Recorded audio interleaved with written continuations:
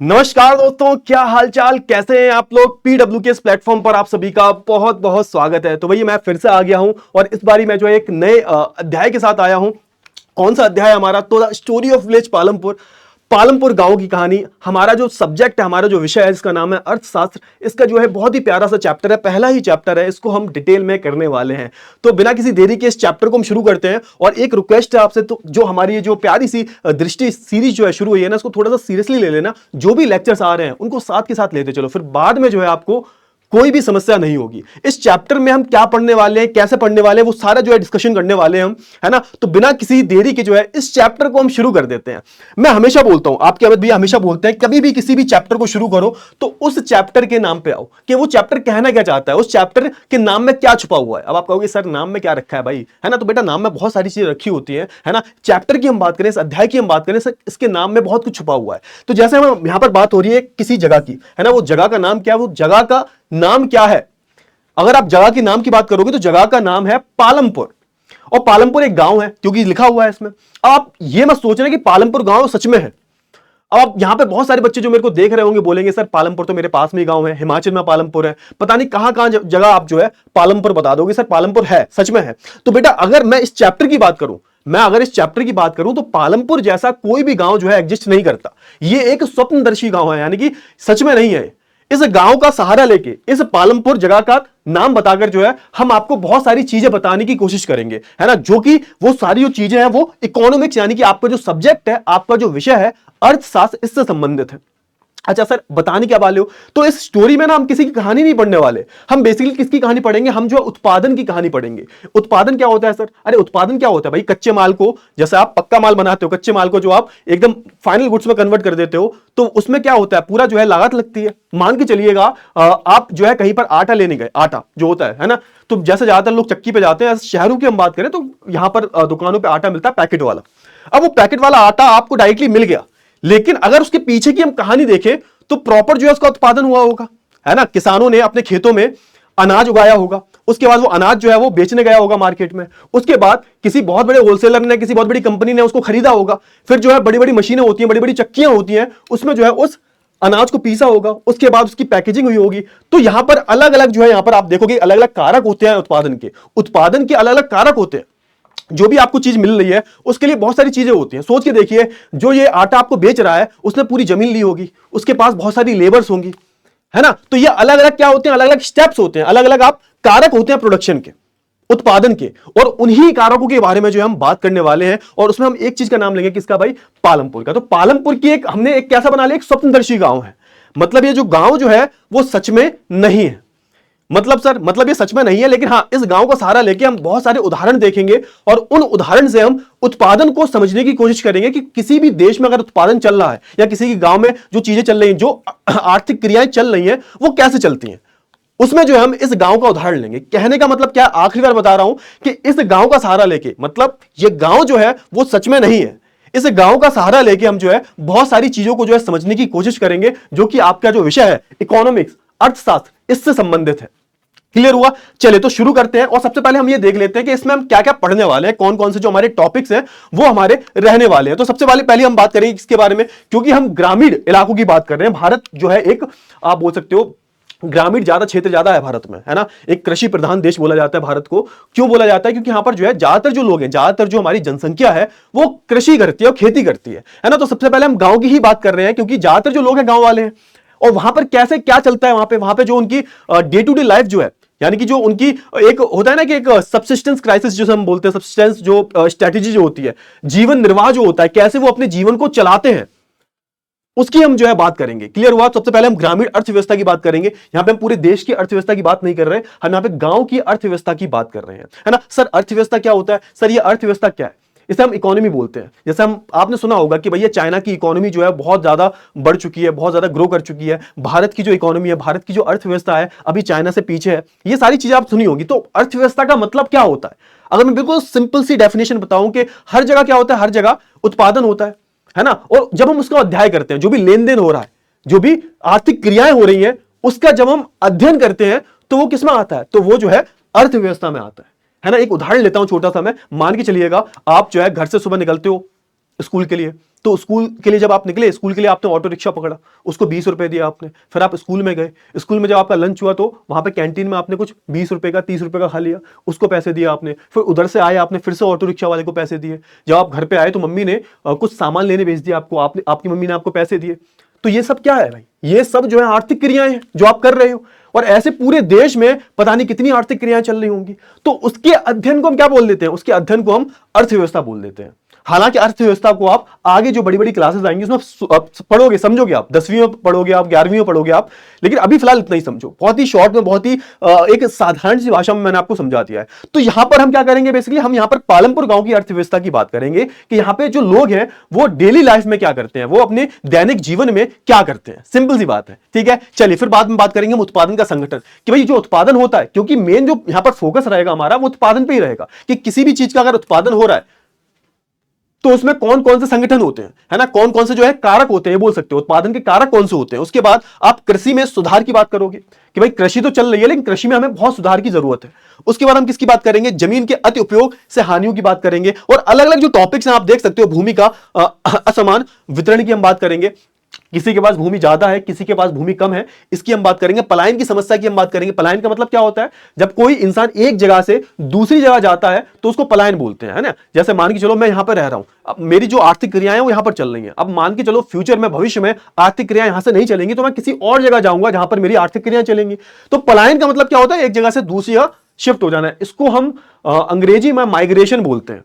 फिर हम बात करेंगे पूंजी की समस्या। भाई पूंजी क्या होती है? पूंजी की डेफिनेशन समझेंगे हम, पूंजी का मतलब क्या होता है, अंग्रेजी में इसको कैपिटल बोलते हैं। उसके बाद हम अधिशेष पैदावार या अधिशेष पैदावार क्या होती है इसके बारे में बात करेंगे, है ना। हम बात करेंगे गैर कृषि कार्य के बारे में, कि भैया ऐसा नहीं है कि पालमपुर गांव में सिर्फ कृषि की जाती है, कृषि के अलावा और भी कई सारी चीजें हैं जो कृषि नहीं है, बाकी और भी जो है दूसरी एक्टिविटीज होती हैं। जैसे मान के चलिए आपके पिताजी, जैसे शहर की हम बात करें, शहरों में क्या होता है? शहरों में ज्यादातर जो लोग हैं नौकरी करते हैं, अपना बिजनेस कर रहे हैं, है ना, उत्पादन कर रहे हैं, लेकिन वो कृषि नहीं करते।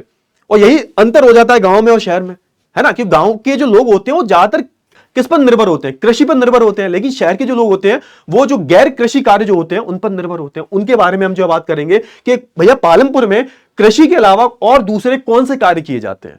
समझ में आ गया? आई होप आपको इतनी जो चीजें हैं वो बहुत अच्छे से क्लियर हो गई होंगी। अब जो है हम अपनी चैप्टर को शुरू करेंगे प्रॉपर एक सिंपल सी भाषा में, साधारण सी भाषा में हम इस पूरे चैप्टर को समझने वाले हैं। आपको क्या करना है? बस साथ नहीं छोड़ना, शुरू से लेके एंड तक जो है मेरे साथ बने रहना है। मैं गारंटी से कहता हूं आपको एक एक चीज जो है, एक एक शब्द जो है इस चैप्टर से संबंधित जो है आपको समझ में आ जाएगा। स्टार्ट करें, चलिए स्टार्ट करते हैं। तो सबसे पहले हम बात करेंगे ग्रामीण अर्थव्यवस्था के बारे में। अब देखो हम किसकी बात कर रहे हैं? ग्रामीण अर्थव्यवस्था की तो हम बात कर रहे हैं, लेकिन हम जो है पालमपुर गांव की जो ग्रामीण अर्थव्यवस्था है उसके बारे में जो है हम बात कर रहे हैं। तो देखो पढ़ो, देखो तो इस अध्याय में जिस गांव के बारे में बताया गया है वो गांव का नाम क्या है भाई? वो एक बड़ा गांव है ना। एक कोई छोटा गांव नहीं है। गांव भी बहुत तरीके के होते हैं, आपने सुना होगा। आप जैसे आप जो व्यक्ति मेरे को देख रहा है, जो भी बच्चे मेरे को देख रहे हैं, उन्हें पता होगा कि भाई ये गांव बहुत तरीके के होते हैं। एक होते हैं भाई बहुत बड़े गांव होते हैं, एक होते हैं मिडिल साइज के, एक होते हैं छोटे छोटे गांव, 5-6 घर बना के एक गांव बन गया, है ना। क्योंकि ज्यादातर जो बच्चे मेरे को देख रहे हैं वो ज्यादातर कहीं ना कहीं किसी भी तरह से जो है, किसी ना किसी तरह से जो है ग्रामीण इलाकों से जुड़े हुए होंगे। कोई शहर में रह रहा होगा,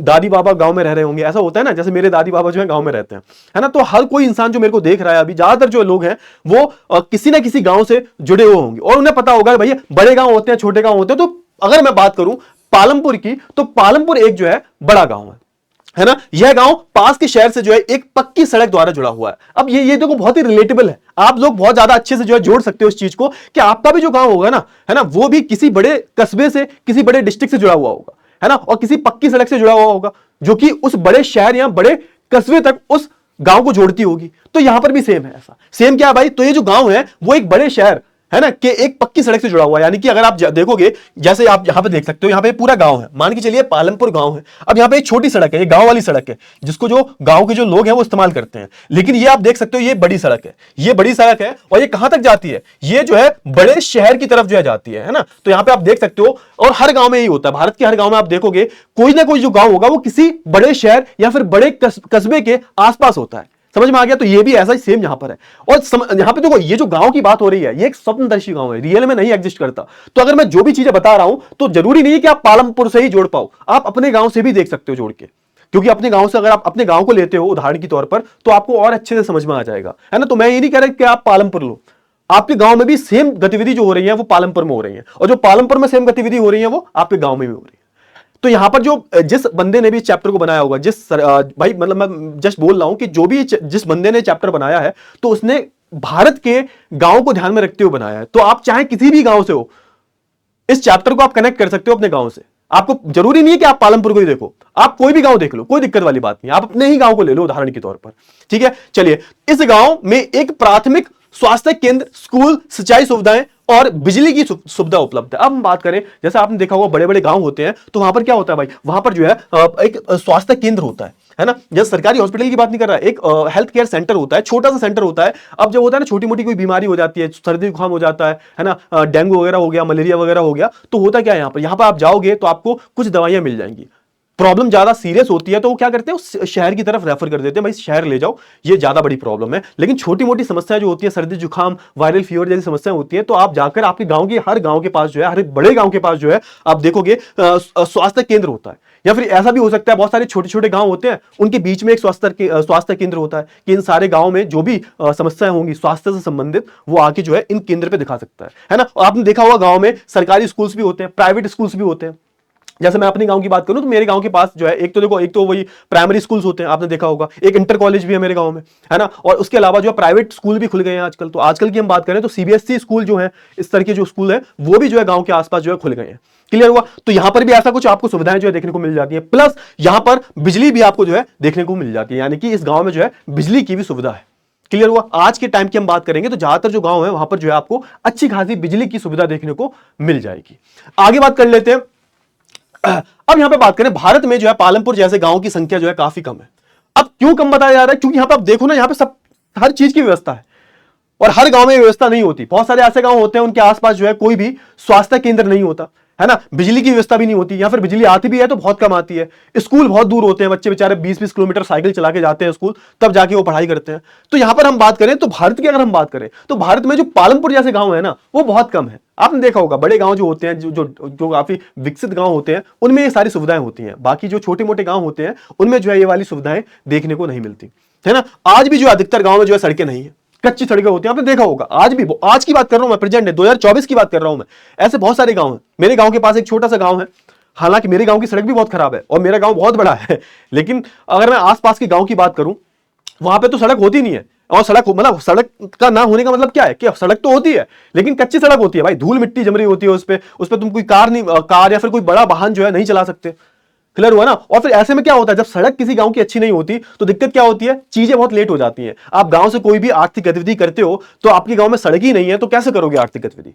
ठीक है ना। तो इससे क्या होता है, इससे अगर सड़क किसी भी गांव की सही है और सड़क किसी देश की भी अच्छी सड़क है ना, तो वहां पे अपने आप आर्थिक विकास होने लगता है। क्लियर हुआ? तो आज भी अगर हम भारत की बात करें, अधिकतर ऐसे गांव हैं जहां पर सड़कें नहीं होती, है ना। इन गांव में जो अस्पताल और स्कूल भी नहीं है, और बहुत सारे ऐसे गांव हैं जिनमें क्या नहीं है, ना अस्पताल है और ना स्कूल है ढंग का।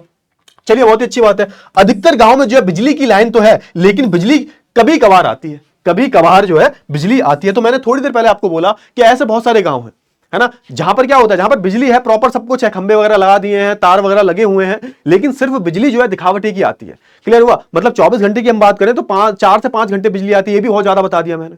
और हाँ, अब धीरे धीरे जो है आप देखोगे ये सुधार आता जा रहा है हमारे समाज में, हमारी अर्थव्यवस्था में सुधार आ रहा है कि गांव में भी अब धीरे धीरे लाइट आ रही है। लेकिन अगर मैं थोड़ा सा 15-20 साल पहले की बात करूं तो ऐसे बहुत सारे गांव थे जहां पर बिजली गई तक नहीं थी, मतलब जहां पर बिजली का कनेक्शन ही नहीं था, और आज कनेक्शन है तो बिजली नहीं है। क्लियर हुआ? ये सारी जो चीजें आपको देखने को मिलेंगी। अब मैं बात करूं पालमपुर की, तो पालमपुर जैसे किसी भी गांव में जो है कई जातियों और धर्मों के लोग रहते हैं। अब मैं आपकी बात करूं, आपका गांव है, मैंने क्या बोला, आपको जरूरी नहीं कि आप पालमपुर गांव को ही उठाओ, आप अपने गांव से जोड़ के देख लो। आपके गांव में अलग अलग धर्म के लोग रहते होंगे, या फिर धर्म के नहीं रहते होंगे तो अलग अलग जातियों के लोग रहते होंगे। और यहाँ पे बहुत सारे बच्चे ये भी सोच रहे होंगे, सर बहुत सारे गांव ऐसे भी होते हैं जहां पर किसी एक पर्टिकुलर जाति के लोग रहते हैं, है ना। आपने सुना होगा कि हमारे गांव जो है ब्राह्मणों का है, हमारा गांव जो है ठाकुरों का है, हमारा गांव जो है यादवों का है, ऐसा सुना होगा आपने।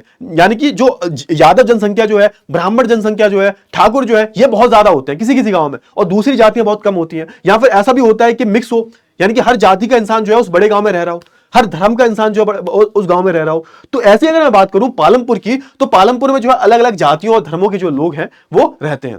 एक गांव में 50 से लेकर जो है 500 तक परिवार हो सकते हैं, बिल्कुल हो सकते हैं। जो छोटे छोटे गांव होते हैं उनमें ज्यादा भी नहीं, 30-40 परिवार होते हैं, 50 परिवार होते हैं। लेकिन मैं बड़े बड़े गांव की बात करूं तो 500 परिवार तक यहां पर जो बताया गया। और ये ऐसा नहीं है कि 500 बिल्कुल सही है भाई, बहुत बड़े बड़े जो गांव होते हैं, यहां पर क्या होता है बेसिकली, यहां पर तो आप देखोगे कि बहुत ज्यादा घर होते हैं, 1000 घर, 1200 घर, है ना, 1200 परिवार जो है यहाँ पर आराम से हो सकते हैं। क्लियर हुआ? तो यहाँ पे एक फिगर दिया गया है कि अगर मैं एक छोटे गांव की बात करूं तो 50 घर होंगे उसमें, और बड़े बड़े गांव की बात करूं तो 500 से 1000 घर तक जो है वहां पे हो सकते हैं।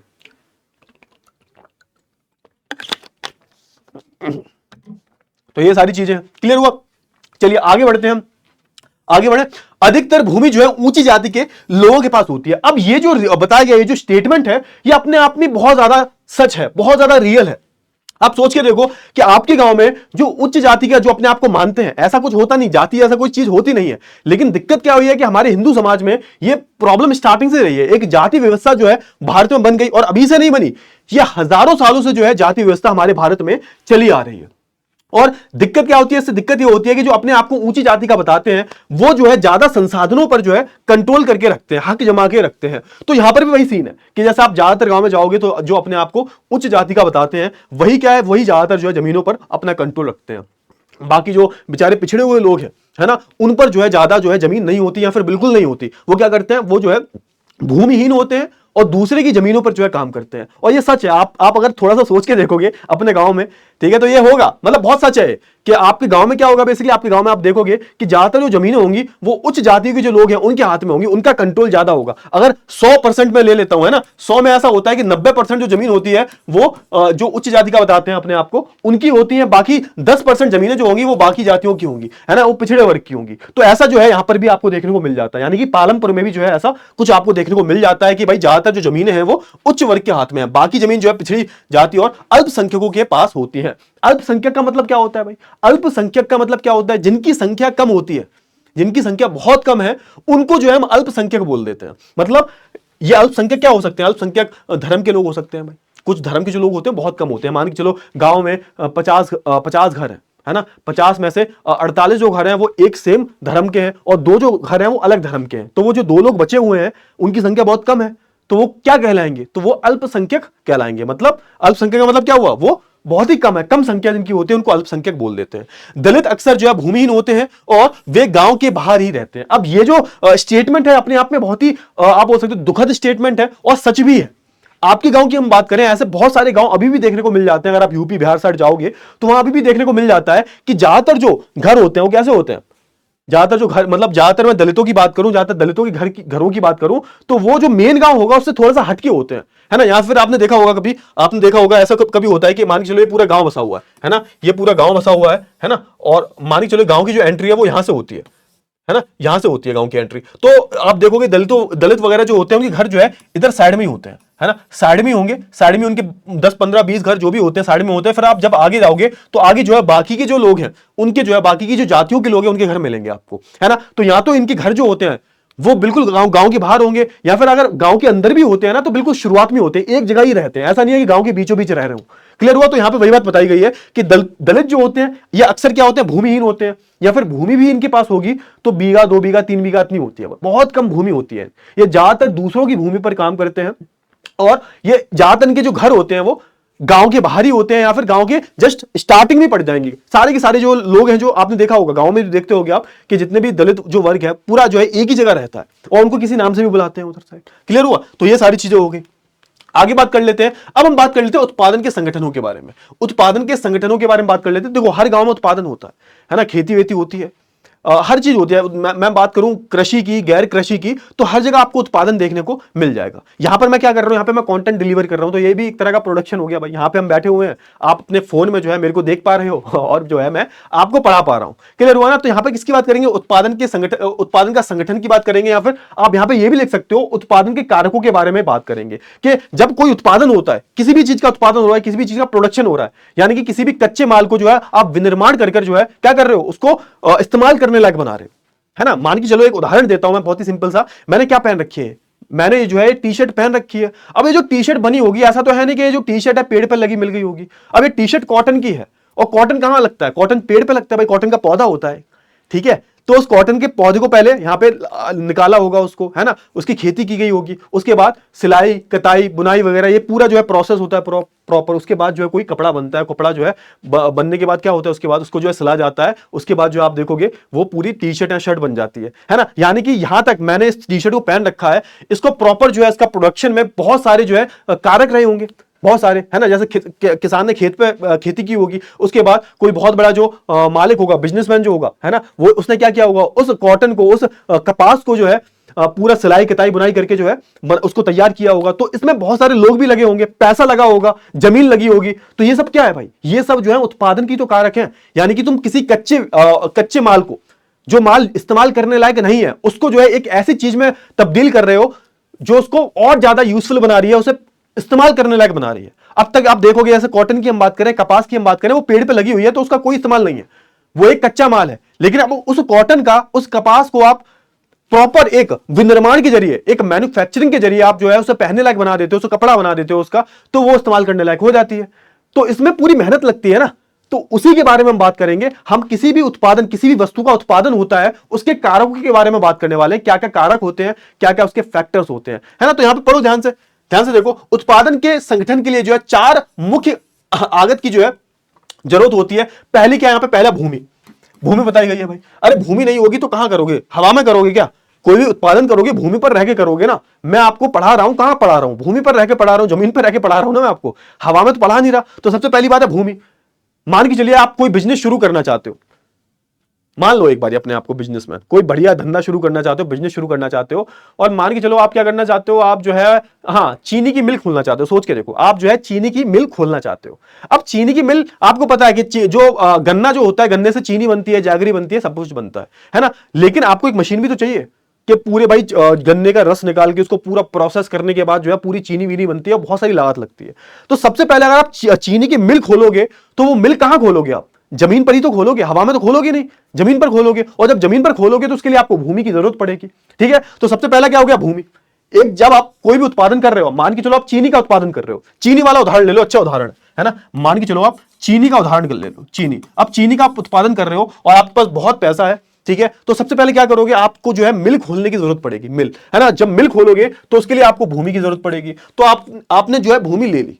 तो पहला कारक क्या हो गया, उत्पादन का पहला कारक हो गया भूमि। उसके बाद देखो श्रमिक, और इनको हम एक एक करके पढ़ेंगे, डिटेल में पढ़ेंगे, चिंता मत करो। अभी जस्ट मैं ऐसे ही बता रहा हूं, इन सबको जो है हम चारों के चारों कारकों को हम जो है डिटेल में पढ़ेंगे। दूसरा है श्रमिक। अब श्रमिक का मतलब क्या होता है भाई, श्रमिक जो श्रम करते हैं, जो मेहनत करते हैं।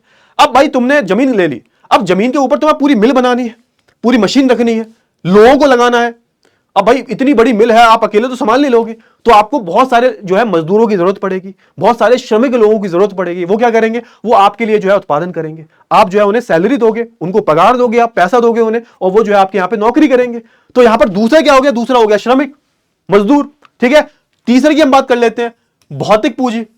भौतिक पूंजी और मानव पूंजी। अब भौतिक पूंजी और मानव पूंजी की हम बात करें, इसको पहले पूंजी समझो। पूंजी का मतलब क्या होता है, पूंजी का सिंपल सा मतलब होता है पैसा होना चाहिए। किसी भी, अगर आप बिजनेस को शुरू करना चाहते हो, किसी भी चीज को आप शुरू करना चाहते हो, यानी कि आप किसी भी उत्पादन को शुरू करना चाहते हो, तो उसके लिए सबसे पहली चीज क्या चाहिए होगी, दिमाग में लाओ भाई, क्या चाहिए होगी सबसे पहली चीज। मान के चलो आपके दिमाग में आया कि मेरे को कोई बिजनेस करना है, तो उसके लिए सबसे पहली चीज क्या चाहिए होगी, तो इट्स वेरी ऑब्वियस, बहुत ज्यादा ऑब्वियस है ये, पैसा चाहिए होगा। बिना पैसे के क्या होता है बिना पैसे के थोड़ा ना कुछ होगा। तो ये उत्पादन के लिए आपको पैसे की जरूरत पड़ेगी, और वो जो पैसा आप उत्पादन में लगाओगे, अपने बिजनेस में लगा रहे हो, तो उसको हम क्या बोलेंगे, उसको हम बोलेंगे पूंजी।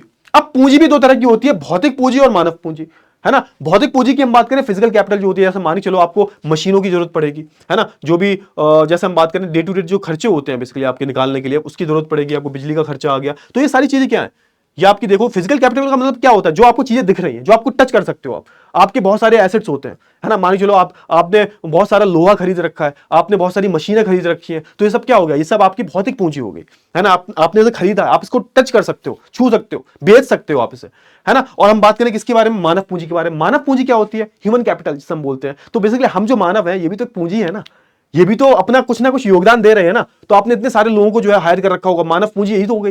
यानी कि मान के चलो आप जो हो, आप खुद भी क्या हो, खुद अगर आप शुरू कर रहे हो किसी चीज को, आप खुद भी तो एक मानव हो ना, और आप कुछ अपना कंट्रीब्यूशन दे रहे हो, तो आप भी तो एक पूंजी के समान हो ना, आप भी तो एक पूंजी के समान हो, तो उसको मानव पूंजी बोल देते हैं। तो इन सबको जो हम डिटेल में पढ़ेंगे। मान के चलिए पहली ले लेते हैं, पहली भूमि के बारे में ले लेते हैं, भूमि। अब भाई आप बिजनेस शुरू कर रहे हो, आप चीनी की मिल खोल रहे हो, और आप सबसे पहली चीज क्या करोगे, आप जो है सबसे पहली चीज जो है भूमि पर लोगे, भूमि, है ना। तो पहली यह एक जो है सीमित और दुर्लभ संसाधन है, सीमित है भूमि, और एक बहुत ही ज्यादा दुर्लभ है। अब भाई भूमि ऐसे थोड़ा ना मिलती है, और सीमित क्यों बोला जा रहा है इसको, सीमित क्यों बोला जा रहा है इसको, अरे भैया ऐसा थोड़ा ना, जमीन तो उतनी की उतनी रहेगी। हमारी पृथ्वी जो बनी हुई है पूरी, उस पर जमीन जो है बिल्कुल लिमिटेड है, अब ऐसा तो है नहीं हवा में जमीन बना दोगे आप, आपके पास 2 बीघा जमीन है मान के चलो, तो 2 बीघा ही रहेगी, 2 से 5 बीघा तो हो नहीं जाएगी। अब ऐसा तो है नहीं कि तुम साइड वाले की जमीन हत्या लोगे। आपने अगर 2 बीघा जमीन खरीदी है तो आप उसको सीमित ही काम कर सकते हो। तो जमीन एक सीमित और दुर्लभ संसाधन है भाई, हर जगह जो है अवेलेबल नहीं होती जमीन, है ना। चलिए जमीन को जो बढ़ाने का जो है कोई भी तरीका नहीं है, कोई तरीका नहीं है। आपके पास अगर 2 बीघा जमीन है तो 2 से 3 बीघा नहीं होगी। अब कहोगे सर खरीद ले, तो अरे खरीद लो तो अलग बात है, उसमें पैसा लगेगा ना। अगर आपने 2 बीघा जमीन खरीदी है तो 2 से 3 तो हो नहीं जाएगी, समझ में आ गया। तो भाई जमीन जो है, एक जमीन को बढ़ाने का कोई भी तरीका नहीं है। जनसंख्या में वृद्धि से जो है भूमि पर जो है दबाव बढ़ता जाता है। अब यहां पे दिक्कत क्या हुई है, जैसे जैसे हमारी जनसंख्या बढ़ी है, जैसे जैसे जनसंख्या बढ़ी है तो हमने अपने पेड़ों को काटना शुरू कर दिया, है ना। हमने जो है वहां पर घर बनाने शुरू कर दिए। इससे दिक्कत क्या आई, समस्या क्या आई, अब जमीन की जो है कमी पड़ रही है आजकल।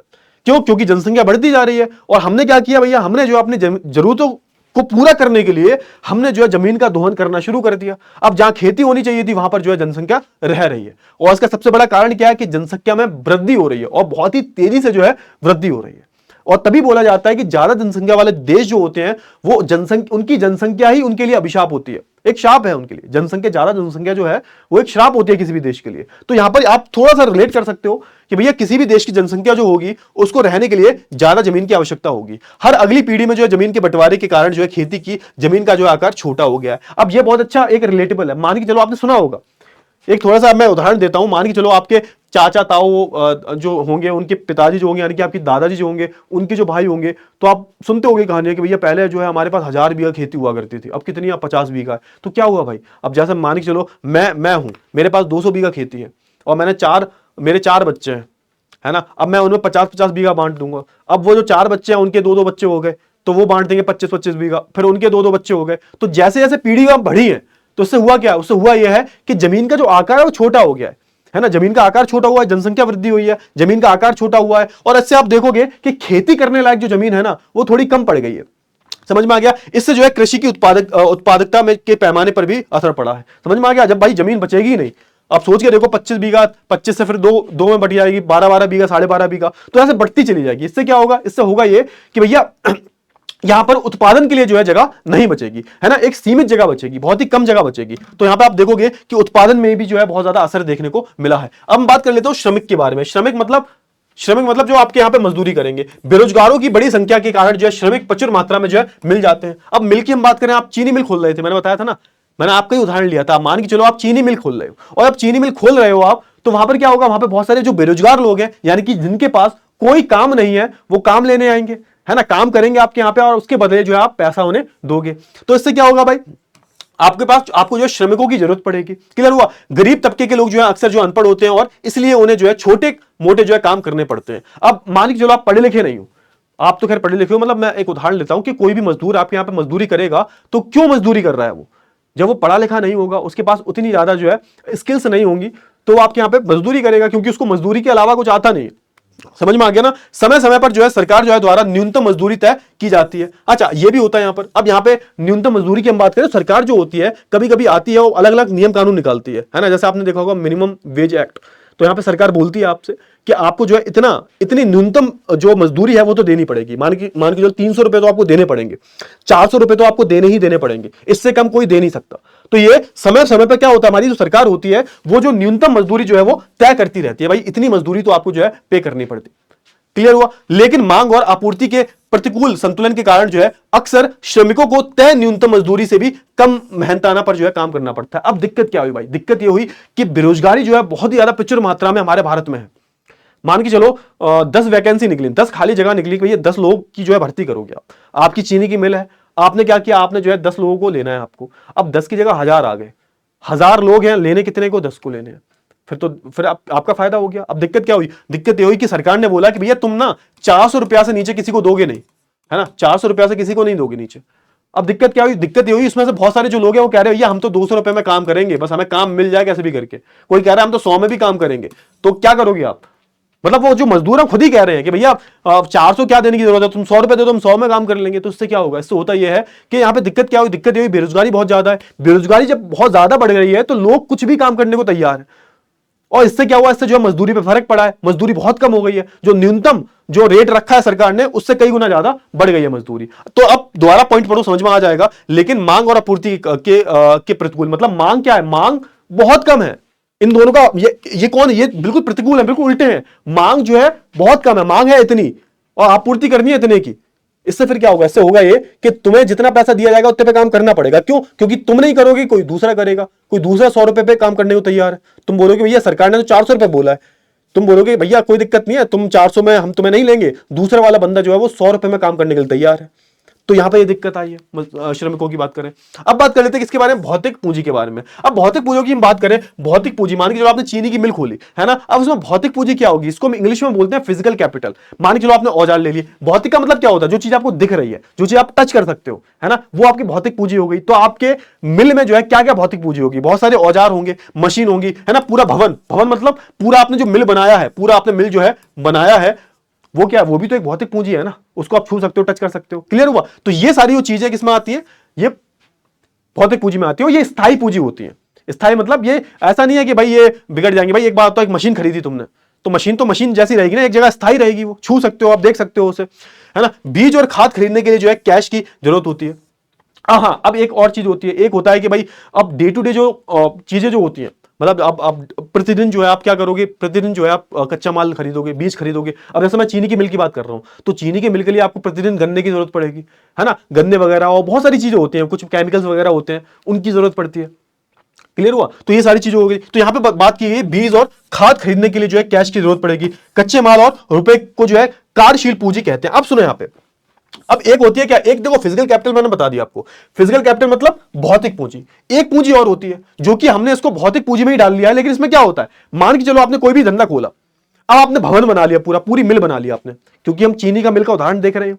आपने पूरी चीनी की मिल बना ली, ठीक है सर, बना लिए, ठीक है। आपने क्या किया भाई? आपने जो बहुत सारी मशीनें ले आए, बहुत सारी औजार ले आए, ठीक है सर। अब वो तो स्थायी है ना, वो पूंजी है आपकी, वो क्या है? भौतिक पूंजी है आपकी। अब आपकी जो है मिल चालू हो गई। अब डेली जो चालू हुई है मिल, अब डेली जो मिल के खर्चे निपटाने के लिए, अब खर्चे तो होंगे, डेली डे टू डे खर्चे होंगे। उन खर्चों को पूरा करने के लिए जो है आप किस पूंजी का इस्तेमाल करते हो? तो उसको हम बोलते हैं कार्यशील पूंजी। इसको इंग्लिश में क्या बोलते हैं? हम इसको इंग्लिश में बोलते हैं वर्किंग कैपिटल। मान के चलो आपने मिल शुरू की चीनी की, आपको डेली गन्ने चाहिए, है ना। गन्ने खरीदोगे आप किसानों से, है ना। बहुत सारे जो केमिकल इस्तेमाल होते हैं वो खरीदोगे आप, है ना। मान के चलो बिजली का बिल आ गया, वो दोगे आप। ये क्या है? ये जो डेली के जो खर्चे हो रहे हैं वही तो है ये। इन खर्चों को हम किस में काउंट करते हैं? तो इसको हम बोलते हैं कार्यशील पूंजी। कार्यशील पूंजी इसको हम बोलते हैं। क्लियर हुआ? तो आई होप आपको इतनी जो चीजें हैं वो बहुत अच्छे से जो है क्लियर हो गई होंगी। तो ये हो गया। आगे बात कर ले, अब बात कर लेते हैं मानव पूंजी के बारे में। मानव पूंजी के बारे में बात कर लेते हैं। अगर मानव पूंजी के बारे में बात करूं तो इसमें क्या है भाई? इसमें हमारी खुद की बात हो रही है। अब मानव पूंजी क्या हुआ इसमें? तो जो आप हो, आपने चीनी की मिल शुरू की है ना, तो आप क्या हो गए? मानव पूंजी। मानव पूंजी का मतलब ही क्या हुआ? पूंजी का मतलब कोई एक एसेट। पूंजी मतलब क्या होता है? पूंजी का मतलब जो आपके पास चीज है, तो आप अपना दिमाग भी तो लगा रहे हो भाई, वो किस में आएगा? वो भी मानव पूंजी में आएगा। अरे भैया एक बात होता है, बिना दिमाग के तुम वो मिल खोल लेते? बिना दिमाग के आप बिजनेस कर सकते हो? तो आपका भी तो कंट्रीब्यूशन है भाई। आप नहीं होते तो मिल कैसे शुरू होती? समझ में आ गया? तो देखो यहाँ पे किसी भी किसान को जो है सही तरीके से उत्पादन करने के लिए जो है सही ज्ञान और उद्यमिता की जरूरत होती है। तो यहाँ पे किसान की बात की जा रही है, तो मैं आपकी बात कर रहा हूं, क्योंकि हमने चीनी की मिल खोली थी और आप एक बहुत बड़े उद्योगपति हो, आपने चीनी की मिल खोल ली है। तो अगर आपके पास दिमाग नहीं होता, आपके पास उस चीज का ज्ञान ही नहीं होता, वो उद्यमिकता नहीं होती, वो बुद्धिमत्ता नहीं होती आपके पास, उतने बुद्धिमान नहीं होते आप, तो कैसे मिल खोलते? तो आप क्या हो भाई?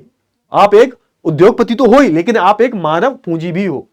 अधिकांश मामलों में जो है जरूरी ज्ञान को एक पीढ़ी से दूसरी पीढ़ी तक दिया जाता है। किसानों की कुशलता और ज्ञान बढ़ाने के जो लिए सरकार ने कई कदम उठाए। अब यहां पे बात हो रही है किसानों की। अब यहां पे किसानों की हम बात करें तो देखो किसान क्या है भाई? किसानों को खेती करने के लिए ज्ञान भी तो होना चाहिए। समझ में आया? अब यहां पे ये भी होता है, बहुत सारे मामलों में आप देखोगे कि जो ज्ञान जो होता है वो एक पीढ़ी से दूसरी पीढ़ी चला जाता है। जैसे मान चलो मेरे पिताजी किसान थे, है ना। अब उन्होंने किसानी की, उनको किसानी की बहुत अच्छी नॉलेज थी, बहुत बड़ा कौशल था उनके पास। अब वही चीज उन्होंने मेरे को सिखा दी, अब मैं अपने बच्चों को सिखाऊंगा। समझ में आया? तो ये सारी जो चीज है वो आपको पता होनी चाहिए। जैसे आपने देखा होगा कि आपके यहाँ पे बहुत सारे वो जो होते हैं ना, ये चाउमीन का ठेला लगाता है कोई, है ना, कोई कचौड़ी का ठेला लगाता है ना। और आपने देखा होगा कि ये जो कचौड़ी वाले हैं वो 50 साल पुराने, इनके पिताजी जो थे वो भी कचौड़ी बनाते थे, उनके पिताजी जो है वो भी कचौड़ी बनाते थे। तो होता क्या है, ये जो कौशल है कचौड़ी बनाने का, तो उनके पिताजी ने अपने बच्चे को सिखाया, है ना, उसने अपने लड़के को सिखा दिया। तो ये पीढ़ी दर पीढ़ी चलता रहता है ना। इससे आमदनी आती रहती है। अब सोचिए, देखो आप यहाँ कचौड़ी खा रहे हो, 50 साल पुरानी है, तो लोग कहते हैं भैया 50 साल पुरानी कचौड़ी है, उनके दादा भी कचौड़ी बनाया करते थे। तो ये कौशल जो है पीढ़ी दर पीढ़ी जो है चलता आ रहा है। समझ में आ गया? कचौड़ी वाला उदाहरण बहुत बढ़िया था।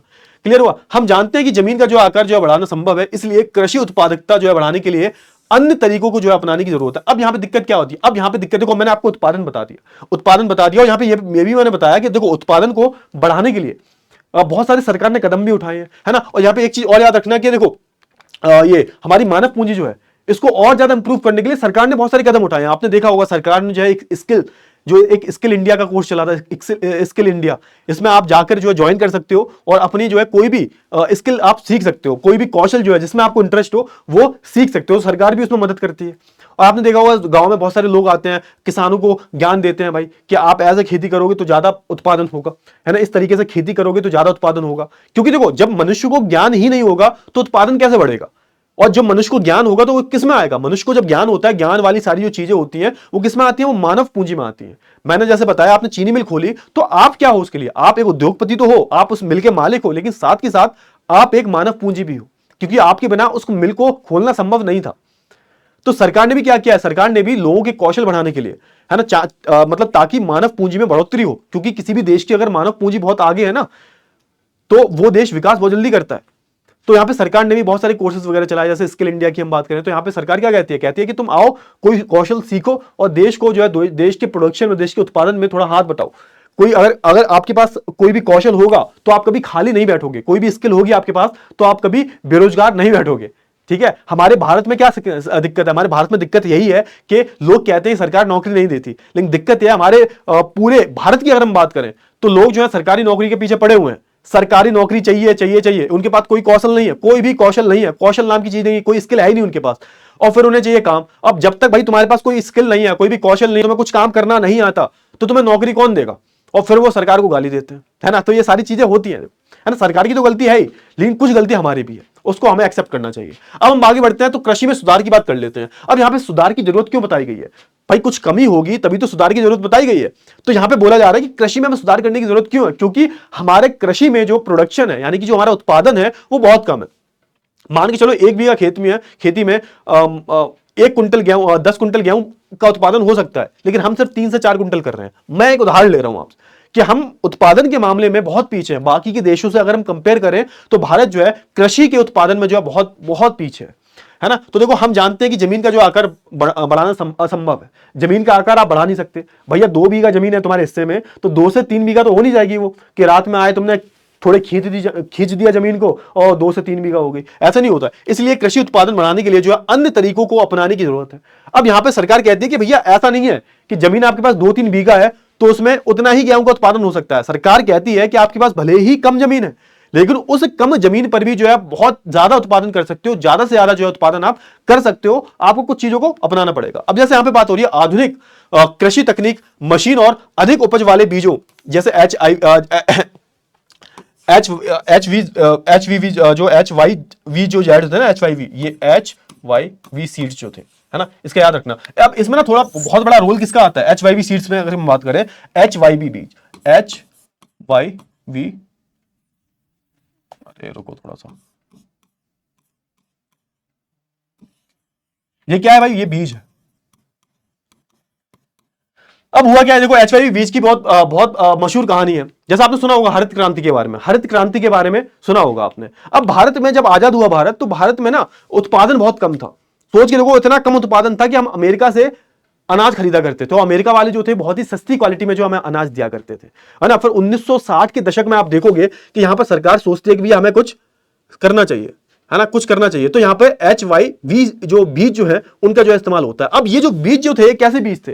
तो ये जो है आप बोल सकते हो लैब में बनाए हुए बीज थे, और इन बीजों का इस्तेमाल करने से आप देखोगे कि हमारा जो उत्पादन है वो बहुत ज्यादा बढ़ जाएगा। HYV बीजों का इस्तेमाल करने से आप देखोगे ये ना उत्पादन बहुत बढ़ जाएगा। सरकार ने क्या बोला? सरकार ने बोला कि देखो हमें क्या करना, हमें जो है कृषि की जो तकनीक जो है उसमें जो है आधुनिकीकरण करना पड़ेगा। हमें कृषि करने का जो तकनीक जो है उसमें आधुनिकीकरण कैसे करना पड़ेगा? भाई नए नए औजारों का इस्तेमाल करो यार। किसान जो होता है वो हल से, बैल से जो है, आज भी आप देखोगे हल और बैलों से जो है खेतों को जोता जाता है। अरे भैया सरकार कहती है भाई ट्रैक्टर इतने सस्ते सस्ते आ गए हैं आजकल, ट्रैक्टर से जो है, ट्रैक्टर आप रेंट पे भी ले सकते हो, है ना। आप जैसे आलू की हम बात करें तो आलू जो है, आलू बोने वाली मशीन भी है, उधर से आलू डालो उधर से सोना निकलेगा। नहीं मतलब मजाक कर रहा हूं मैं, ये वाला नहीं, हाँ मतलब उधर की हम बात करें, जैसे आप देखोगे आलू को बोने वाली मशीन होती है, धान को निकालने, धान को जब होता है ना, धान की जब कटाई होती है उसको काटने वाली मशीन होती है, धान पूरा प्रॉपर निकल के आ जाता है, अनाज को काटने वाला थ्रेसर होता है। तो ये सारी चीजें होती हैं भाई, ये क्या है भाई, आधुनिकीकरण हुआ है ना। फिर यहाँ पे सरकार ने बोला कि हमें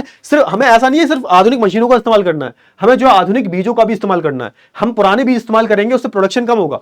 जो केमिकल वाले बीज आते हैं ना, हालांकि इनसे नुकसान बहुत होता है, हेल्थ पे बहुत ज्यादा नुकसान होता है, लेकिन सरकार कहती है भैया तुम जो है HYV जो बीज है इनका इस्तेमाल करो, है ना। तो क्या किया भैया, हमने जो है 1960 के दशक में जो है इन बीजों का इस्तेमाल करना शुरू किया। तो आज अगर आप देखोगे तो हमारा जो गेहूं का जो उत्पादन है ये बहुत ज्यादा बढ़ गया, है ना, 3 गुना 4 गुना बढ़ गया।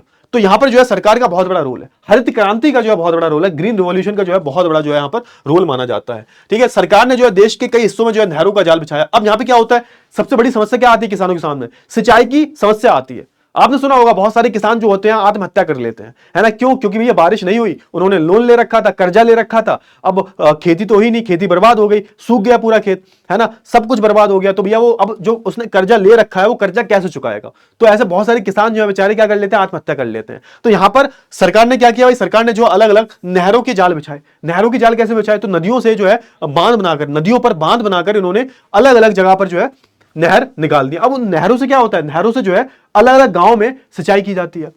ये सारी चीजें हो गई, इससे जो है सिंचाई की सुविधाओं को जो है काफी सुधार हुआ। किसानों की सहूलियत के लिए जो है बीज और खाद रियायती दरों पर जो उपलब्ध कराए। अब यहां पे सरकार ये भी करती है, क्या करती है, किसान जो होते हैं, किसान भाई लोग जो होते हैं, उनको जो है ये बीज वगैरह जो हो गए, है ना, और रसायन, ये उर्वरक और रसायन जो हो गए, इनको जो है बहुत ही सस्ते दामों पर जो है किसानों को देती है। इससे क्या होता है, इससे होगा ये कि जब भाई कोई किसान उन उर्वरकों का इस्तेमाल करेगा, उन रासायनिक बीजों का इस्तेमाल करेगा और बहुत सारे रसायनों का इस्तेमाल करेगा, उससे होगा क्या कि ये जो कीटनाशक जो होते हैं, कीट जो, जैसे कीटनाशक आपने देखा होगा, इससे क्या होता है, कीड़े मर जाते हैं। और कीड़े क्या होते हैं, कीड़े पूरे जो खेत को जो है, खेत में पूरी सफाई कर देते हैं।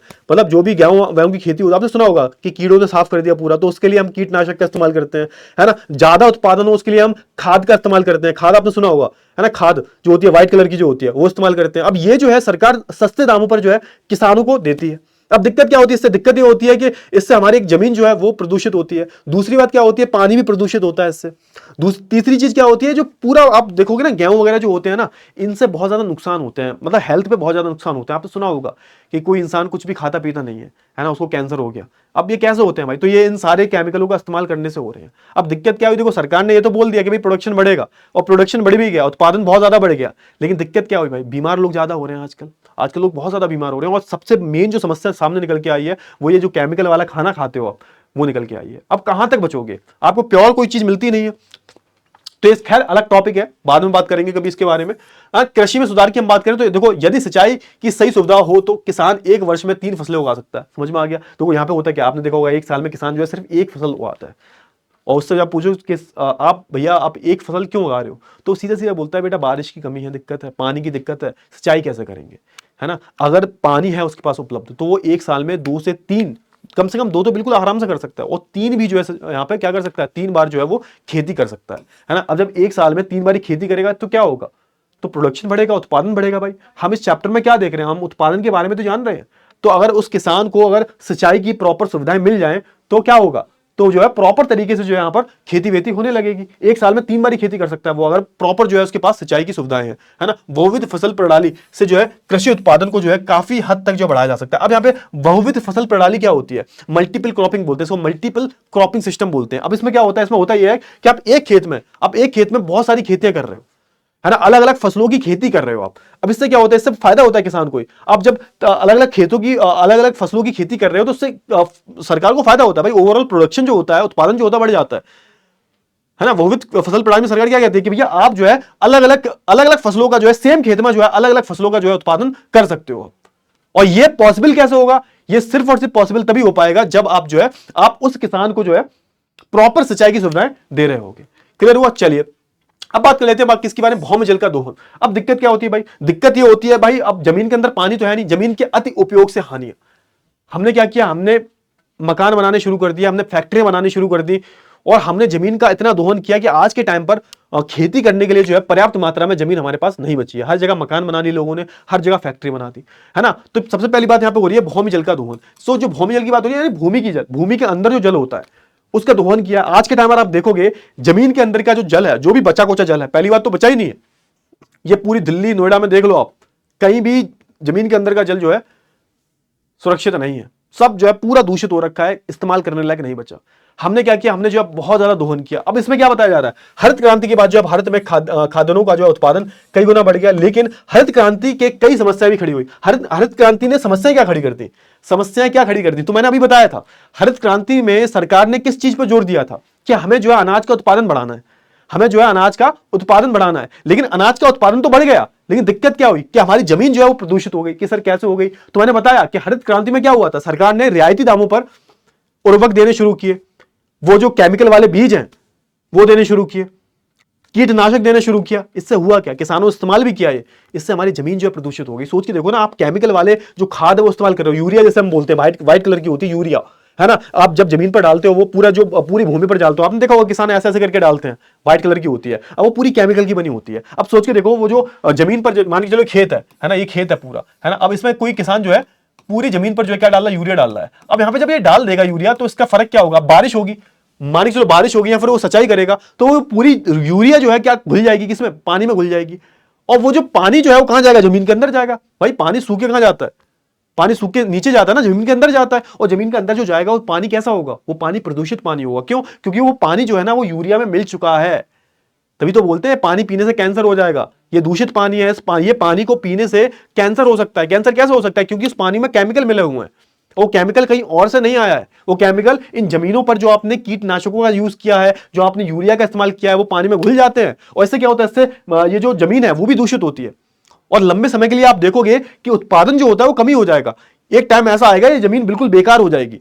क्यों, क्योंकि आपने इतना अत्यधिक आपने केमिकलों का इस्तेमाल कर दिया है, आपने जमीन को भी दूषित कर दिया और पानी को भी आपने दूषित कर दिया। सोच के देखो, मतलब एक तीर से दो निशाने। आपने जैसे इस्तेमाल किया केमिकलों का, उर्वरकों का जैसे इस्तेमाल किया आपने, आप क्या कर रहे हो, आप तो जमीन को दूषित कर रहे हो, दूषित कर दिया आपने। लेकिन जब आपने उसमें पानी डाला तो पानी जमीन के अंदर जाएगा, और वो पानी जो होगा वो यूरिया और ये जो पूरे केमिकल उर्वरक है इनसे मिला हुआ पानी होगा। वही पानी जो आप बाद में पीते हो निकाल के नल से, फिर बाद में बोलता है हैजा हो गया, डायरिया हो गया, कैंसर हो गया। तो ऐसे ही बनते हैं कैंसर, है ना। तो यहाँ पे वही बात की जा रही है। लेकिन हरित क्रांति ने जो है कई समस्याएं भी खड़ी कर दी। कई क्षेत्रों में भूमि जल का जो है दोहन होने के कारण जो है इन स्थानों पर भूमि जल का स्तर काफी कम हो गया। और एक चीज और यहाँ पे बतानी भूल गया मैं, मान के चलो जब आप इन बीजों का इस्तेमाल करते हो ना, HYB बीजों का इस्तेमाल करते हो, तो इससे एक समस्या और खड़ी हुई। ये जो बीज होते हैं ज्यादा पानी मांगते हैं।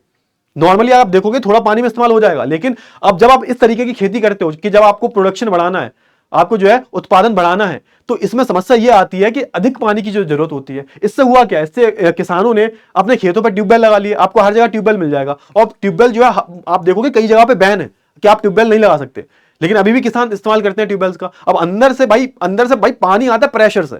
इससे क्या होता है, इससे हमारा भूमिगत जल जो है वो कम होता है, उसका स्तर कम होता है।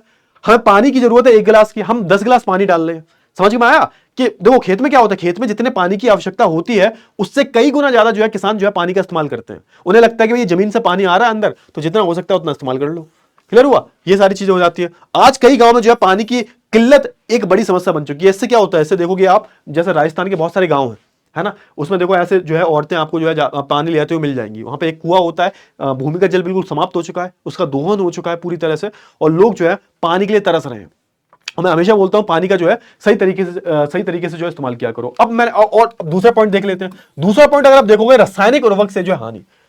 आपने रासायनिक उर्वरकों का जो है इस्तेमाल करके भले ही उत्पादन को बढ़ा दिया, लेकिन आपने जो है जमीन को भी दूषित कर दिया और पानी को भी दूषित कर दिया। तो उसी में बात हो रही है इसकी। रासायनिक उर्वरकों के जो है अत्यधिक इस्तेमाल के कारण जो है मिट्टी की उर्वरकता कम होती है। मतलब आप स्टार्टिंग में कर रहे हो तो स्टार्टिंग में आपको उत्पादन ज्यादा मिलेगा, लेकिन लंबे समय तक के लिए अगर आप इस्तेमाल करते रहते हो तो मिट्टी की जो उर्वरकता होती है, मिट्टी की जो क्वालिटी जो होती है वो डाउन हो जाती है ना। फिर लंबे समय तक के लिए जो है वो उसमें कुछ नहीं होगा, कोई पैदावार नहीं होगी, बिल्कुल बेकार हो जाएगी मिट्टी, बिल्कुल बंजर मिट्टी हो जाएगी कुछ समय बाद, जिससे जो है खेती की जो है बहुत जमीनों की जो है बंजर होने का खतरा रहता है। और एक बार अगर कोई भी खेत बंजर हो गया, फिर वो कभी अपनी जो है उर्वरकता वापस नहीं ले सकता। हरित क्रांति से पहले जो है किसान जो अक्सर खाद और कंपोस्ट का जो है इस्तेमाल करते थे। कंपोस्ट क्या होता है बेटा, कंपोस्ट आपने देखा होगा।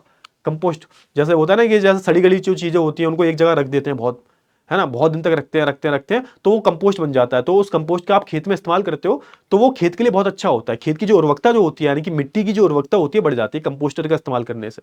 आपने देखा हुआ है गांव में जो गोबर, भैंस वगैरह गोबर जो करती है ना, उससे भी क्या होता है, इससे भी कंपोस्ट बनता है ना। जो भैंस का गोबर वगैरह जो होता है आपने देखा होगा, है ना, उसको बहुत दिनों तक छोड़ दिया जाता है, उसके बाद उसको जो है खेत में डाल दिया जाता है। इससे क्या होता है, इससे जो मिट्टी की उर्वरकता जो है वो बढ़ जाती है। तो ये किसान पहले इस्तेमाल करते थे हरित क्रांति से पहले, है ना। उसके बाद क्या हुआ, प्राकृतिक खाद और कंपोस्ट का जो इस्तेमाल पर्यावरण हितैषी होता है और इससे जो है है सतत रूप से लंबे समय तक जो है किया जा सकता है। अब आप देखो प्राकृतिक खाद का इस्तेमाल कर रहे हो, आप बहुत तरीके की प्राकृतिक खाद बनती है, आप देख रहे हो ये है कंपोस्टर, है ना, ये जो वेस्ट जो होता है उससे बनता है। आप जो देसी खाद का इस्तेमाल कर रहे हो, कंपोस्टर का इस्तेमाल कर रहे हो, ये बहुत बढ़िया है, कोई दिक्कत वाली बात नहीं है इसमें। और लंबे समय तक किसानों ने इसी का इस्तेमाल किया था जब तक हरित क्रांति नहीं हुई थी। और हरित क्रांति के बाद जो है सिस्टम खराब हो गया। हरित क्रांति के बाद सरकार ने बोला कि तुम केमिकल वाले बीजों का इस्तेमाल करो, HYB सीड्स जो होते हैं। उसके बाद सरकार ने बोला कि तुम जो है रासायनिक उर्वरकों का इस्तेमाल करो। अब रासायनिक उर्वरक जो होते हैं भाई केमिकल वाले होते हैं और इनसे बहुत नुकसान होता है खेत में, पूरी उर्वरकता बेकार हो जाती है, तुम जमीन को दूषित कर रहे हो, तुम पानी को दूषित कर रहे हो, तुम जो लोगों की स्वास्थ्य है, वो स्वास्थ्य खराब हो रहा है लोगों का आजकल भाई। ये केमिकल वाला खाना खा के लोगों को आजकल जो है गंदी गंदी बीमारियां हो रही है। तो ये सारी जो चीजें हैं वो हो रही है ना। भूमि का जो है असमान वितरण, भूमि के असमान वितरण की हम बात करें तो आज के टाइम दिक्कत क्या है, दिक्कत ये है।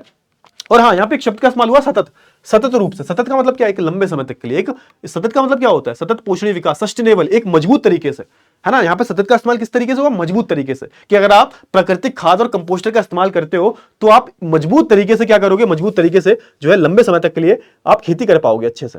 क्लियर हुआ? आई होप आपको इतनी चीजें वो क्लियर हो गई होंगी, समझ में आ गया। चलिए आगे बात कर लेते हैं भूमि का जो असमान वितरण। भूमि के असमान वितरण की हम बात करें तो अधिकतर जो है गांव में भूमि का जो असमान वितरण है, कैसे वितरण है भाई, देखो यहां पे भूमि के अधिकांश भाग पर जो है मुट्ठी भर जो है किसानों का कब्जा होता है। अब यहां पे यही होता है कि अभी थोड़ी देर पहले मैंने आपको बताया था, पालमपुर की कहानी मैंने आपको बताई थी।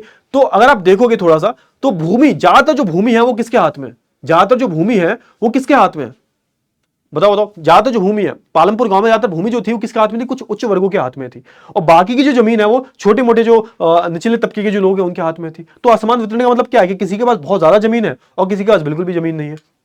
भूमि के अधिकांश भाग पर जो मुट्ठी भर जो है किसानों का कब्जा होता है, जबकि अधिकतर किसानों को जो है जमीन की छोटी टुकड़ियों पर जो है निर्भर रहना पड़ता है। इससे क्या होता है, इससे गरीबी बढ़ती है भाई, मतलब गरीबी और अमीरी का डिफरेंस बढ़ता है। अमीर जो है वो और अमीर होता जा रहा है, गरीब जो है वो और गरीब होता जा रहा है। आगे बढ़ते हैं। खेती की जो है जमीन यदि छोटे आकार की होती है तो उस किसान को जो है अपने परिवार का जो है भरण पोषण करने में कठिनाई होती है। भूमिहीन किसानों की जो है स्थिति और भी बदतर हो जाती है, क्योंकि उन्हें आजीविका के लिए दूसरों की जमीन पर जो है काम करना पड़ता है। अब सुनो यहाँ पे दिक्कत क्या होती है, दिक्कत ये होती है, मान के चलो वो जो किसान है वो छोटी जमीन पर काम कर रहा है, वो जो किसान है वो छोटी जमीन पर काम कर रहा है, कोई दिक्कत वाली बात नहीं। दिक्कत क्या है, दिक्कत यह है कि वो छोटी जमीन से वो सिर्फ अपने परिवार और अपने परिवार का ही पालन पोषण, अपना और अपने परिवार का पालन पोषण कर सकता है वो। अब सोचिए, देखो अब बहुत सारे ऐसे किसान होते हैं इनके पास खुद की खेती नहीं होती या फिर बहुत कम होती है कि वो अपने अपने फैमिली के लिए भी नहीं कर पा रहे हो। फिर क्या होता है, इससे दिक्कत ये होता है, फिर पलायन बढ़ता है यहाँ पर।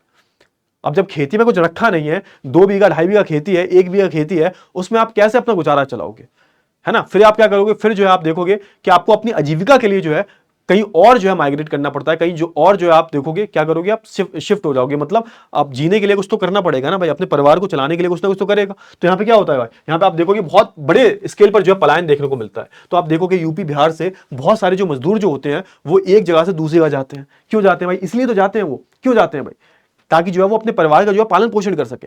खेती होती नहीं उनके पास, बेचारे खेती कर लेने, खेती उतनी अच्छी है नहीं, तो क्या करेंगे वो किसी और जगह पे जाकर जो है वो किसी और गैर कृषि गतिविधियों में जो है जाके इन्वॉल्व हो जाते हैं। तो यहाँ पे वही बात हो रही है। तो कृषि में जो है रोजगार और मौसमी होता है, यानी कि साल के कुछ महीने ही जो है रोजगारी मिल पाती है। अब यहाँ पे क्या बोला गया है, यहाँ पर बोला गया है मौसमी। मौसमी का मतलब क्या होता है, कृषि की हम बात करें तो कृषि मौसमी होती है। मान के चलो आपने जो है जनवरी में बुआई कर दिया आपने, है ना, आपने जनवरी में फसल बो दी।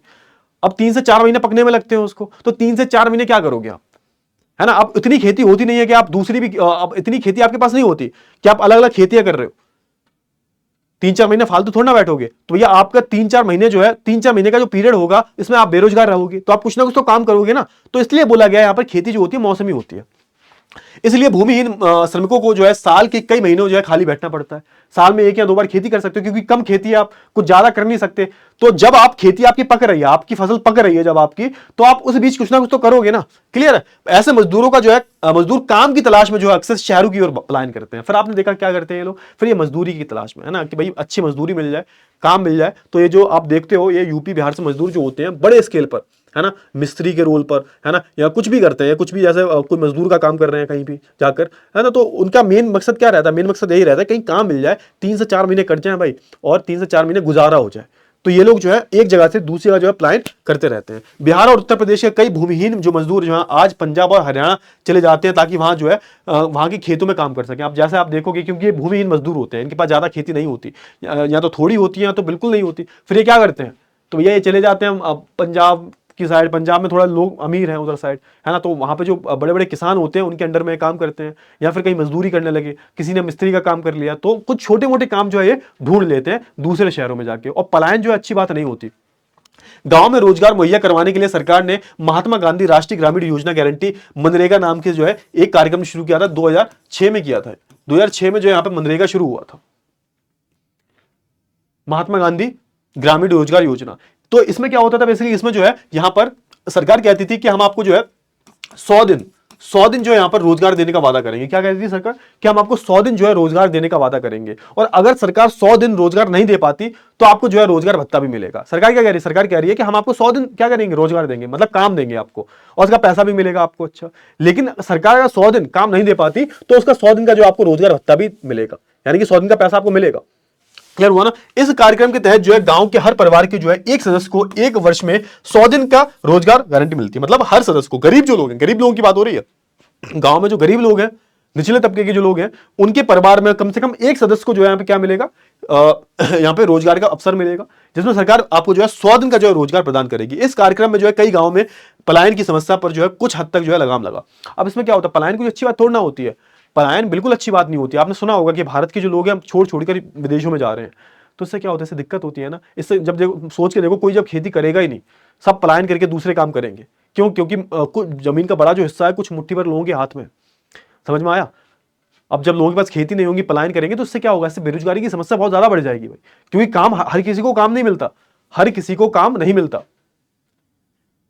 तो सरकार ने इस पलायन की समस्या को दूर करने के लिए ये स्कीम को जो है निकाला था, मनरेगा, है ना। इसे आज के टाइम पर हम नरेगा बोलते हैं, नरेगा। ठीक है, क्लियर हुआ, है ना। चलिए आगे बढ़ते हैं। पूंजी की, बड़े किसानों की जो है पास अधिशेष कैश की कमी नहीं होती, लेकिन छोटे किसानों को जो है अक्सर बीज, खाद और कृषि उपकरण खरीदने के लिए जो है उधार लेना पड़ता है। अब जैसे हम बात करें, बड़े बड़े जो किसान होते हैं उनके पास कोई भी कमी नहीं होती, कोई भी जो है कैश वैश की कमी नहीं होती, पैसा होता है उनके पास। लेकिन दिक्कत क्या है, छोटे जो किसान होते हैं, गरीब जो किसान होते हैं, जिनके पास बहुत कम जमीन होती है, उनको क्या करना पड़ता है, जैसे हम बात करें बीज के लिए, खाद के लिए, है ना, कृषि के लिए, कृषि के जो उपकरण होते हैं उनके लिए जो है आप देख सकते हो कि उधारी लेनी पड़ती है। और यहां पे क्या होता है, यहां पे आप देखते हो बहुत सारी आपको खबरें मिलती हैं कि किसी किसान ने जो आत्महत्या कर ली। क्यों करता है किसान आत्महत्या? क्योंकि वो बेचारा पैसा तो ले लेता है ना, खेती बर्बाद हो जाती है। मान के चलो उस साल बारिश नहीं हुई, खेती सूख गई, उसकी पूरी फसल सूख गई, मान के चलो फसल पूरी सूख गई, अब वो पैसा कैसे लौटाएगा?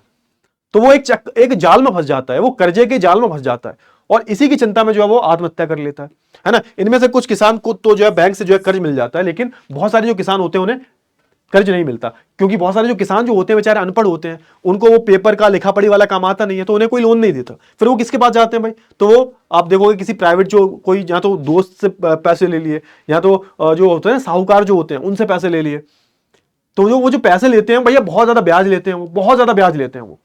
और जब वो ब्याज लेते हैं तो वो ब्याज देते देते इतना पैसा लग जाता है कि वो पूरे एक जाल में फंस जाता है, वो एक ऐसे कुचक्कर में फंस जाता है जिससे बाहर निकलना बहुत मुश्किल होता है ना। लेकिन अधिकतर किसानों को जो है सेठ और साहूकार के आगे हाथ पसारने पड़ते हैं, और ये जो सेठ और साहूकार जो होते हैं ना, ये बहुत ही हाई रेट पर जो है क्या करते हैं, बहुत ही हाई रेट पर आप बोल सकते हो लोन देते हैं। सेठ साहूकार से जो है कर्ज लेने पर जो है बैंक की तुलना में बहुत अधिक ब्याज देना पड़ता है, और ऐसे में कर्ज के जाल में फंसने का खतरा रहता है। ये मैंने ऑलरेडी बता दिया, बहुत ज्यादा। ये क्या करते हैं, बैंक जिस रेट पे आपको लोन दे रही है उससे कई गुना ज्यादा रेट पर जो है ये साहूकार और सेठ आपको लोन देते हैं, पैसा देते हैं, और इससे होता क्या है, किसान जो होता है वो फंस जाता है, और वो पूरी जिंदगी क्या करता रहता है, पूरी जिंदगी जो है वो उस कर्जे में ही फंसा रहता है। और आप देखते हो इसी चक्कर में बहुत सारे जो किसान होते हैं वो सुसाइड भी कर लेते हैं, आत्महत्या भी कर लेते हैं। ठीक है। अधिशेष पैदावार, अधिशेष पैदावार का मतलब क्या है, ज्यादा पैदावार की बात हो रही है यहां पर। फसल कटने के बाद जो किसानों के पास अपने इस्तेमाल के अलावा जो अधिशेष फसल बच जाती है। अब क्या होता है, देखो अधिशेष पैदावार का मतलब क्या है कि आपने क्या किया, आपने जो है अपने खेत में अनाज का उत्पादन किया। अब आपके और आपके परिवार के लिए 2 से 3 कुंटल काफी था, लेकिन उत्पादन हुआ 10 कुंटल, तो बाकी का बचा 7-8 कुंटल कहां जाएगा? तो आप बाजार में जाके बेचोगे, और बेचने के लिए पूरा बाजार होना चाहिए। अरे भैया बेच तो रहे हो, कोई खरीदने वाला भी तो होना चाहिए। तो यहां पर अधिशेष पैदावार से मतलब क्या है कि जो आप पैदा कर रहे हो उससे ज्यादा प्रोडक्शन हो गया, उससे ज्यादा उत्पादन हो गया। अब उसका क्या होगा, तो उसकी बात की जा रही है। फसल कटने के बाद जो है किसानों के पास अपने इस्तेमाल के अलावा जो अधिशेष फसल बच जाती है, अधिशेष पैदावार के पास जो है मंडी में बेच दिया जाता है। मंडियों से जो है शहरों के व्यापारी अनाज खरीदते हैं और उन्हें जो है खुदरा व्यापारी को जो है बेच दिया जाता है। आप सुनो, यहाँ पे एक पूरा प्रोसेस होता है, यहाँ पे पूरा एक प्रोसेस होता है। यहाँ पे किसकी बात की जा रही है, देखो यहाँ पे ध्यान से देखो, ध्यान से देखो क्या होता है। जो अधिशेष पैदावार जो होती है, ज्यादा पैदावार जो होती है, उसको जो है क्या करता है, किसान जो है मंडी में जाता है। मंडी में आप आपके पिताजी से पूछना, आप जैसे बहुत सारे जो लोग होंगे, इनके पिताजी जो है किसान होंगे, उनसे पूछना कि सर कि पापा एक बात बताओ, ये जो पूरा जो उत्पादन हुआ है, गेहूं जो आया है अपने घर में, ये कहां ले जाओगे आप? तो आप पापा क्या बोलेंगे? पापा बोलेंगे मंडी में ले जाएंगे, है ना। बहुत बड़ी बड़ी मंडी होती है आपके गांव के आसपास, जो कस्बे होते हैं, वहां पर हर जगह आपको मंडी देखने को मिल जाएंगी। और इन मंडी में क्या होता है, अलग अलग जो किसान होते हैं, वो अपने जो अपना अनाज है, जो भी है, सरसों अनाज वगैरह जो भी उनकी पैदावार होती है, उसको बेचने के लिए आते हैं। तो जो ज्यादा, जैसे मान के चलो 10 कुंटल गेहूं हुए, 10 कुंटल का पैदावार हुई आपके यहाँ पे, 2 कुंटल पापा ने घर पर रख लिया कि भैया पूरे साल खाना भी तो है हमें, बाकी का 8 कुंटल क्या होगा, 8 कुंटल क्या करेंगे, वो मंडी में ले जाएंगे। ठीक है, तो अधिशेष पैदावार को के पास की मंडी में बेचा जाता है। मंडियों से शहरों के व्यापारी अनाज खरीदते हैं। अब क्या होगा भाई, अब वो अनाज जो मंडी में जाता है, उसको जो शहर के व्यापारी जो होते हैं, है ना, जो शहर में बेचेंगे, उस अनाज को शहर में बेचेंगे। शहर में लोग खेती थोड़ा ना करते हैं, शहर में तो लोग नौकरी करते हैं, गैर कृषि गतिविधि में होते हैं। तो वहां पर जो बड़े बड़े व्यापारी जो होते हैं, इन अनाजों को खरीद लेते हैं और इनको जो है शहर में महंगे दाम पर बेचते हैं। क्लियर हुआ। फिर जो खुदरा व्यापारी जो होते हैं, जो रिटेलर जो होते हैं, यानी कि दुकान पे आप लेने जाते हो, वो उन्हें खरीदते हैं। वो जो अनाज हो गया, वो जो आटा हो गया, उसको खरीद लेते हैं। आटा की पूरी पैकिंग वगैरह करवा के ये आपके हाथ में जो है दे देते हैं। मतलब शहर में जो इंसान बैठा हुआ है, उसको आटे की जरूरत है, तो वो क्या करेगा, वो उनसे आके ले आएगा। क्लियर हुआ। तो ये सारी जो चीजें वो होती है। सरकार किसानों को जो है न्यूनतम समर्थन मूल्य पर अनाज खरीदती है। अब यहाँ पे एक बहुत अच्छी चीज है, अब यहाँ पे एक सिचुएशन क्रिएट होती है कि मान के चलो सर पैदावार हुई 10 कुंटल, अब 8 कुंटल एक्स्ट्रा गेहूं बचा हुआ है। अब मान के चलो उस साल पैदावार बहुत ज्यादा हो गई और कोई खरीदने वाला है ही नहीं, तो क्या होगा, फिर तो दिक्कत हो जाएगी, फिर तो किसान बर्बाद हो जाएगा कि भाई 2 कुंटल तो हम अपने परिवार के लिए इस्तेमाल कर लेंगे, बचा हुआ 8 कुंटल जो है, अब वो खरीदने वाला कोई है ही नहीं। मान के चलो पैदावार उस साल बहुत ज्यादा हो गई, अब कोई खरीद नहीं रहा, तो इस केस में क्या होता है, तो इस केस में सरकार जो होती है मदद करती है। सरकार क्या बोलती है, सरकार कहती है भैया हम जो है न्यूनतम समर्थन मूल्य पर जो है आपको ले लेंगे। अब सर ये न्यूनतम समर्थन मूल्य क्या होता है, इसको हम इंग्लिश में बोलते हैं एमएसपी। एमएसपी बोलते हैं। अब एमएसपी की हम बात करें, न्यूनतम समर्थन मूल्य की हम बात करें, ये क्या होता है, इसको वैसे हम मिनिमम सपोर्ट प्राइस बोलते हैं। अगर आप फुल फॉर्म देखोगे, मिनिमम सपोर्ट प्राइस। अब सरकार कहती है कि सुनो, कोई दिक्कत वाली बात नहीं है, आप जो है एकदम अच्छे से उत्पादन करो, कोई दिक्कत वाली बात नहीं है। मान के चलो कि कोई आपका नहीं खरीद रहा, कोई भी आपको ग्राहक नहीं मिल रहा, मंडी में कोई आपका गेहूं अनाज नहीं ले रहा, तो आप हमारे पास आ जाओ और हम जो है उसका एक मिनिमम जो प्राइस है वो दे देंगे। मिनिमम मतलब एक न्यूनतम जो प्राइस है, सरकार ने बोल दिया, सरकार निकाल देती है, अनाज के प्राइस निकालती है हर साल। सरकार ने बोले 12 रुपए किलो हम ले लेंगे, तो आपको दिक्कत वाली बात नहीं है। चाहे मार्केट में 8 रुपए रेट चल रहा हो, 6 रुपए चल रहा हो, 2 रुपए चल रहा हो, सरकार एक प्राइस निकाल देती है, एमएसपी निकाल देती है 12 रुपए, कि हम भैया 12 रुपए पे खरीद लेंगे, कोई दिक्कत वाली बात नहीं, कोई नहीं लेगा तो हम ले लेंगे। तो इससे क्या होता है, इससे किसान का जो नुकसान होने से बच जाता है। अब वो बेचारा गेहूं सड़ी जाएगा ना, रखा रखा उसके पास, अच्छे दाम नहीं मिलेंगे तो बेचेगा कैसे वो। तो सरकार कहती है हमें दे दो तुम, हम खरीद लेंगे, कोई दिक्कत वाली बात नहीं है। तो उस मूल्य को हम बोलते हैं न्यूनतम समर्थन मूल्य। ठीक है। सरकार जब फसल को खरीदती है तो उसे जो है फूड कॉर्पोरेशन ऑफ इंडिया, इसे हम बोलते हैं एफसीआई, कि गोदाम में रखा जाता है। अब एफसीआई जो होती है, एफसीआई जो है फूड कॉर्पोरेशन ऑफ इंडिया जो है, वो भारत का ये क्या है, सरकारी ऑर्गेनाइजेशन है, एक संस्था है, जो क्या करती है, जो भाई जिसके पास फूड का जो अनाज जो होता है उसका बहुत बड़ा स्टॉक होता है। आप कहोगे सर ठीक है, सरकार जब खरीदती है तो सरकार उस चीज को कहां ले जाती है, सरकार खरीदती है तो वो कहां ले जाती है उस चीज को, सरकार जो है कहीं नहीं ले जाती, सरकार जो है फूड कॉर्पोरेशन ऑफ इंडिया को दे देती है। ठीक है। और फिर जो है जन वितरण प्रणाली पीडीएस द्वारा जो है जरूरतमंद लोगों तक जो है पहुंचाया जाता है। फिर क्या होता है भाई, फिर कुछ नहीं होता, फिर इसी गेहूं को, इसी अनाज को कहां दिया जाता है, तो इसको जो है वितरण, जन वितरण प्रणाली, इसको हम बोलते हैं PDS, PDS public distribution system. ये क्या होता है सर, पीडीएस क्या होता है, तो आपने सुना है कभी ये जो राशन कार्ड जो होता है, राशन कार्ड आप ले जाते हो तो आपको अनाज जो है बहुत ही सस्ते रेट पे मिल जाता है। तो यहाँ पे कुछ नहीं होता। देखो मैं बताता हूँ, तुम जो है सरकार को गेहूं दे रहे हो अपना, ठीक है, दे दिया आपने, है ना, एक आपको जो है न्यूनतम समर्थन मूल्य मिल गया। ठीक है, सरकार ने मान के चलो 12 रुपए किलो जो आपके गेहूं ले लिए और आपने सरकार को दे दिया। अब सरकार क्या करेगी, सरकार जो है पूरे गेहूं को इसको दे देगी, एफसीआई को दे देगी। ये भी एक सरकारी और एक संस्था है, इसको दे देगी। अब ये क्या करेगी, इसका भाई कुछ तो करेगी ना, वरना तो गेहूं रखा रखा सड़ जाएगा। तो ये कुछ नहीं करती, ये करती है क्या भाई, ये जो है पीडीएस को देती है, जन वितरण प्रणाली। जन वितरण प्रणाली क्या होता है, यहां पे सरकार जो है एक वो बहुत ही कम दाम पर जो अनाज को जो मुहैया करवाती है। किसको मुहैया करवाती है भाई, किसको मुहैया करवाती है, तो गरीब जो लोग होते हैं, जिनके पास खाने को कुछ नहीं होता, उनके पास आपने देखा होगा राशन कार्ड होता है। तो आप राशन कार्ड ले जाते हो तो मिट्टी का तेल मिलता है आपको चीनी मिलती है, आपको अनाज भी मिलता है। तो अनाज जो है आपको ऐसे मिल जाता है। तो सरकार जो है गरीबों में बांट देती है, बहुत ही रियायती दामों पर, बहुत ही कम दामों पर जो है उसको जो है बांट दिया जाता है। तो इसको हम बोलते हैं क्या, उसको हम बोलते हैं जन वितरण प्रणाली, है ना। अच्छा, अब हम बात कर लेते हैं किसी गैर कृषि कार्य के बारे में बात कर लेते हैं। गैर कृषि कार्य के बारे में जो है हम बात कर लेते हैं, क्या है गैर कृषि कार्य। तो इसमें हम बात करें, देखो गैर कृषि कार्य कौन से होते हैं, जो कृषि से संबंधित नहीं होते। जो कृषि से संबंधित नहीं होते उसको हम क्या बोलते हैं, उसको हम जो है लघु और उसको हम गैर कृषि कार्य बोल देते हैं। अब जैसे मैंने बताया पालमपुर गांव में और भी बहुत सारे जो लोग हैं वो खेती नहीं करते, तो वो क्या करते होंगे भाई, तो बहुत सारी चीजें होती हैं, उसके बारे में हम बात कर लेते हैं। लघु और कुटीर उद्योग, गांव में कुछ लोग जो है छोटे पैमाने पर उत्पादन का काम करते हैं। इस तरह के उत्पादन में बहुत सी मामूली मशीनों और तकनीकों का जो है इस्तेमाल किया जाता है। लघु और कुटीर उद्योग की हम बात करें, ये बहुत छोटे छोटे उद्योग होते हैं, है ना। लघु और कुटीर उद्योगों की हम बात करें तो कैसे उद्योग होते हैं, बहुत ही छोटे उद्योग होते हैं, जो आपने देखा होगा लोगों के घर में जो है सामान वगैरह होता है वो घर में ही बना लेते हैं और छोटी मोटी मशीनों का इस्तेमाल करते हैं, बहुत बड़े स्केल पर नहीं करते। जैसा आपने देखा होगा ये जो फोटो है देखो आप, है ना, ये जो मटके रखे हुए हैं, है ना, ये कुछ जो आप देख रहे हो ये जो ये डलिया वगैरह बनाई जा रही है। अब ये ऐसा थोड़ा ना कि बड़ी बड़ी फैक्ट्रियों में बनती है, ये लघु और कुटीर उद्योग होते हैं, मतलब ये छोटे स्केल पर होते हैं, बहुत ही छोटे उद्योग होते हैं। लोग जो है जिनके पास खेती वेती नहीं होती, जो जिनके पास जो भूमिहीन होते हैं, अब उनके पास कुछ पैसा तो है नहीं बेचारे के पास, तो अपना छोटा मोटा जो पैसा होता है, छोटी मोटी पूंजी जो होती है, उससे मिलकर जो है ये अपने घर में ही जो है क्या करते हैं, कुछ लघु उद्योग खोल लेते हैं, है ना। इससे पैसा भी अच्छा खासा बनता रहता है, ठीक है। तो ये वाले उद्योगों की जो बात की जा रही है, और अक्सर जो है परिवार के लोग ही काम करते हैं। अब इसमें क्या होता है आपने देखा होगा, इनके परिवारों के जो लोग होते हैं कहीं अलग से ये हायर नहीं करते, अलग से जो है ये श्रमिकों को नहीं लेते, इनके परिवार के जो लोग होते हैं वही उत्पादन में हाथ बढ़ाते हैं।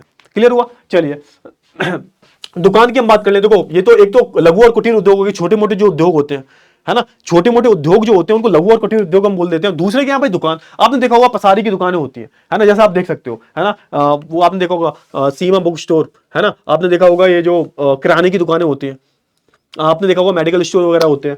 क्लियर हुआ, साड़ियों की दुकानें होती हैं, तो ये दुकानें हैं। अब जैसे ज्यादातर जो बनिया कम्युनिटी जो है हमारे नॉर्थ इंडिया में, उत्तर भारत में, तो ये चलाती है बहुत सारे, जैसे अब मिठाई की दुकान हो गई, तो ये सारी चीजें क्या है बेसिकली, ये सारी चीजें क्या है, तो यही तो है, ये सारी चीजें मतलब ये गैर कृषि गतिविधि में आती है। तो दुकानें वगैरह जो मिलती हैं आपको देखने को, तो ये जो है यहाँ पर ये भी गैर कृषि में आ जाती है। क्लियर, वो किराने की दुकान हो गई और सब्जी की दुकान हो गई, दवाई की दुकान हो गई, तो ये सारी चीजें हो गई। क्लियर हुआ, चलिए बहुत ही अच्छी बात है।